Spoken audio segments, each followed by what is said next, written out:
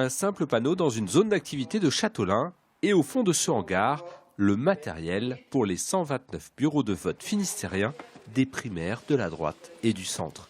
Ce jeudi, les militants de tout le département venaient chercher le matériel pour ce premier tour des primaires. Moi, c'est ma première primaire, donc du coup, c'est assez intéressant, assez excitant. C'est assez, voilà, on est content. On tient les bureaux de vote en règle générale sur les élections nationales et puis locales. Mais voilà, ça va être différent. Voilà, donc j'ai hâte de voir ce qu'il y a dans le kit.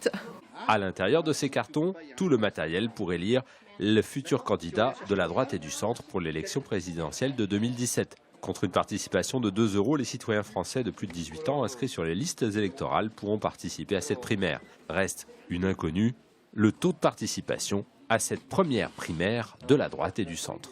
C'est tout à fait neuf pour les gens de droite et du centre droit, donc on ne sait pas quel va être le taux de participation. On espère à peu près 300 personnes par bureau de vote, à peu près.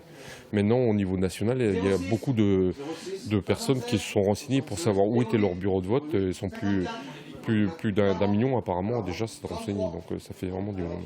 Pour cet élu, soutien d'Alain Juppé, la primaire était vraiment une nouveauté. La primaire n'est pas une habitude chez nous de notre famille politique, c'est pas dans nos façons de faire. C'était complètement nouveau, mais dans l'ensemble, je pense que ça s'est bien déroulé. Le premier tour de la primaire de la droite et du centre, ce sera ce dimanche de 8 h à 19 h dans 484 bureaux de vote en Bretagne.